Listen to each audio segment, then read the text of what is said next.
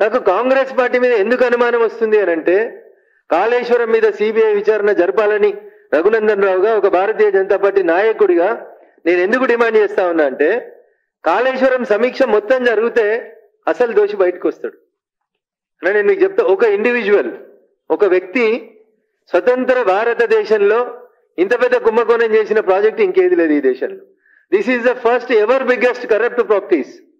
ఒక వ్యక్తి భారతదేశానికి స్వతంత్రం వచ్చిన తర్వాత ఇండిపెండెంట్ ఇండియాలో ఒక ఇండివిజువల్ చేసినటువంటి అతిపెద్ద కరప్షన్ ఏంటంటే కాళేశ్వరం ప్రాజెక్ట్.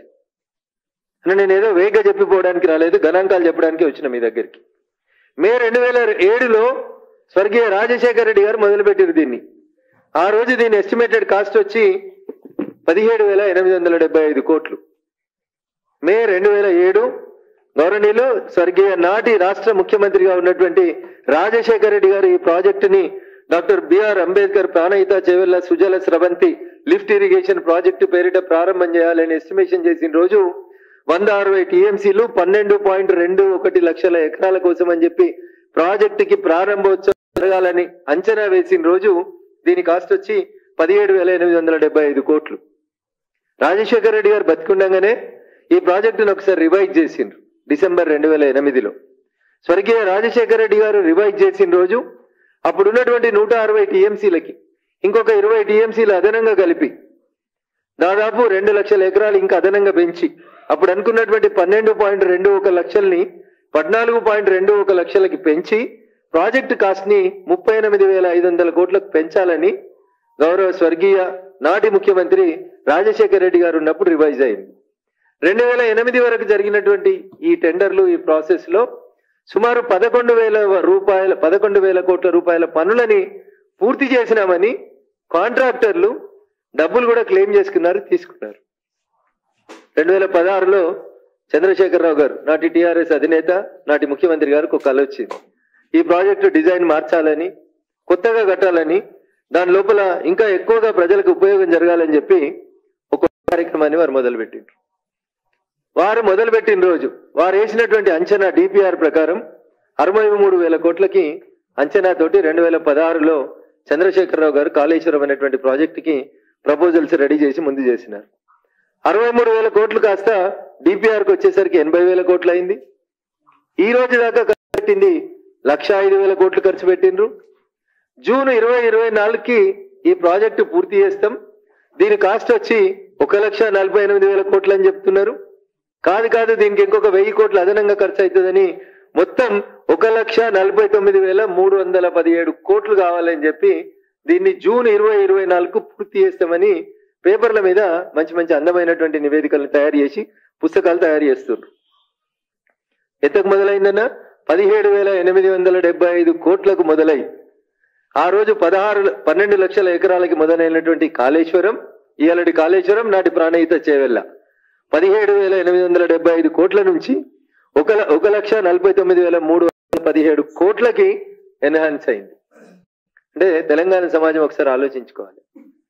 రఘునందన్ రావు చెప్తలేడు, ఈ రోజు దాకా ప్రభుత్వ అధికారిక గణాంకాల ప్రకారం ఎస్టిమేటెడ్ ఎకరాలు 18 లక్షల ఎకరాలకి నీళ్లు ఇవ్వాలని చెప్పి వీళ్ళు కలలు కానీ 2016లో చంద్రశేఖరరావు గారు దీన్ని మొదలు పెడితే ఈ రోజు దాకా నీళ్ళు ఇచ్చింది ఎంత అంటే వీళ్ళు గొప్పగా చెప్పుకున్నది కేవలం 42,000 ఆయకట్టుకు మాత్రమే నీళ్లు ఇవ్వడం జరిగింది.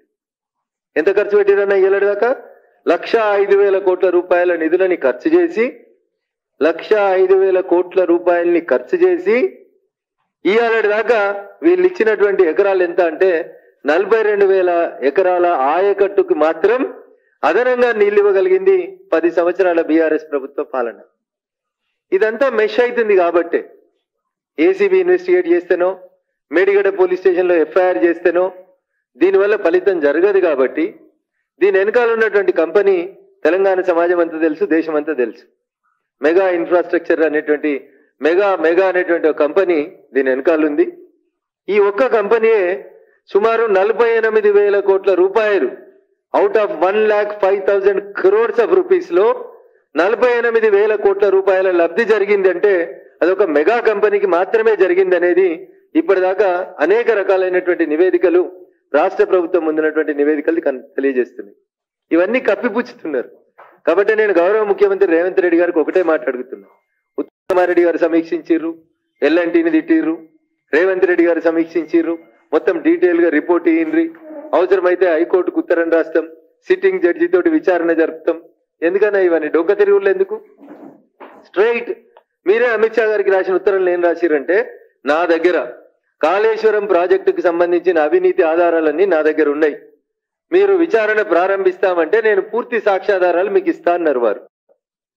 నేను అడుగుతున్నా రేవంత్ రెడ్డి గారిని, అన్ని సాక్ష్యాధారాలని ఒక ముఖ్యమంత్రి హోదాలో ఒక ఎన్వలప్ లో పెట్టి ఒక సింగిల్ పేజ్ ఉత్తరం, ఇగో ఇన్ని సాక్ష్యాధారాలు నా దగ్గర ఉన్నాయి కాబట్టి వీటన్నింటినీ పరిశీలించి తెలంగాణ సమాజం కోరుతుంది కాబట్టి తెలంగాణ రాష్ట్ర ముఖ్యమంత్రి హోదాలో కాళేశ్వరం ప్రాజెక్టు మీద, మెగా కంపెనీ చేసినటువంటి కరప్షన్ మీద సిబిఐ చేత విచారణ జరిపించండి అని 4 లైన్లు రాసి పంపుర్రన్నా. There ends the episode. Rahul Gandhi గారు అన్నారు కదా, కరప్షన్ కాళేశ్వరం రావు అన్నారు కదా, పైసలు తీసుకొచ్చి పేద ప్రజల అకౌంట్లలో వేస్తామన్నారు కదా, నెల రోజులే అయింది కదా. ఆ దిశగా అడుగులేస్తే బాగుంటుంది. కాంగ్రెస్ పార్టీ పెద్దలకు ఇంకేమైనా ఆధారాలు కావాలంటే నా దగ్గర ఉన్నటువంటి పూర్తి సమాచారాన్ని నిన్న వాళ్ళకి పంపించేటువంటి ప్రయత్నం చేసినా చేరిందని నేను అనుకుంటున్నా.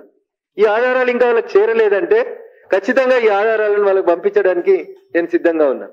అన్నా ఈ రిపోర్ట్ ఎంత క్రిస్టల్ క్లియర్ గా చెప్తుందంటే, లోను మార్చి 2022 వరకు లోను కట్టాల్సినటువంటి లోను తెలంగాణ ప్రభుత్వం కట్టకపోవడం వల్ల 10,000 కోట్ల రూపాయల వడ్డీ వచ్చి ప్రిన్సిపల్లో జాయిన్ అయిపోయిందన్న.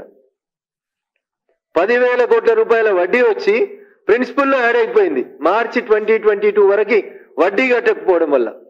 ఈ వడ్డీకి వడ్డీ 3 నెలలకోసారి చక్రవడ్డీని లెక్కేసుకుంటూ పోతే జూన్ 2024 వరకు 1,49,000 కోట్ల 1,49,317 కోట్లు టోటల్ కాస్ట్ అవుతుంది. కాబట్టి దయచేసి కాంగ్రెస్ చేసిందా, బీఆర్ఎస్ చేసిందా, మెగా కృష్ణారెడ్డి గారు చేసిందా, వాప్కోస్ చేసిందా, విజయ బ్యాంక్ చేసిందా, పవర్ ఫైనాన్స్ కార్పొరేషన్ లిమిటెడ్ చేసిందా, ఇవన్నీ పక్కన పెట్టుండ్రి. తెలంగాణ ప్రజల మీద వచ్చే ఫైనాన్షియల్ ఇయర్ కల్లా 1,50,000 కోట్ల భారం పడబోతుంది. దాదాపు అది రాష్ట్ర బడ్జెట్ తో సమానమైనటువంటి డబ్బులు. దీని మీద ఒక విచారణ జరుపుమని సిబిఐకి ఉత్తరం ఎందుకు రాస్తలేరు అని అంటే, తవ్వితే ఎలుకలు పట్టినట్టు. చాలా మంది పెద్దలకు అర్థం కాని ఏంటంటే, ఇవన్నీ పంచాయతీలు ఆడిపోయినాయంటే మన రాష్ట్రంలో జరుగుతలేవంట. పక్క రాష్ట్రంలో ఉన్న ఒక పెద్ద మనిషి చుట్టూ వీళ్ళంతా ప్రదక్షిణ చేస్తుర్రని, ఈ మెగా కంపెనీ పక్కన పోయి కర్ణాటకలో కొన్ని కాంట్రాక్టులు పొందిందని, అక్కడ ఉన్నటువంటి ఒక గౌరవ ప్రజాప్రతినిధి గారు తెలంగాణలో కూడా చక్రం తిప్పుతున్నారని, వారిని మీరు కలిసినారని, మెగా కంపెనీ పెద్దలు కలిసిండ్రని, అందుకనే ఈ పంచాయతీ అంతా కేవలం మేడిగడ్డ వరకే కన్ఫైన్ చేసి ఎల్ఎన్టీ సంస్థ వరకు మాత్రమే దీన్ని ఆపేసి అసలు కాళేశ్వరం కరప్షన్ కి కారణభూతమైనటువంటి మెగా కంపెనీని పక్కకు తప్పించాలని చెప్పి కొన్ని కుట్రలు జరుగుతున్నాయని చెప్పి ఒక విషయం తెలంగాణ సమాజంలో చర్చ జరుగుతుంది.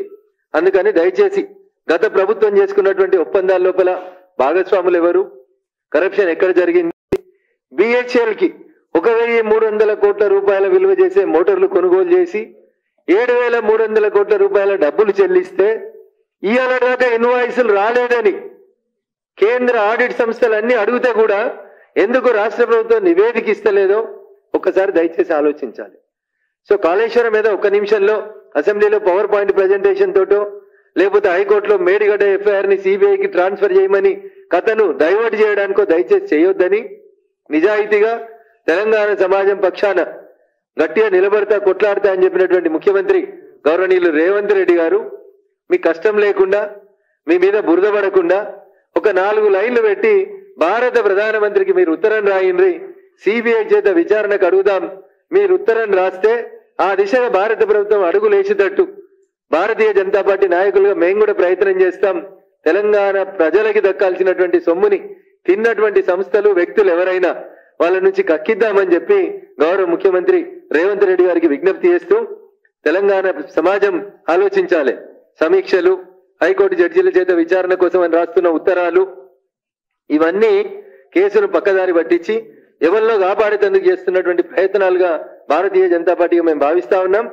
అందుకని మీ నాయకుడే చెప్పిండు కేసీఆర్ అంటే కాళేశ్వరం కరప్షన్ రావు అని.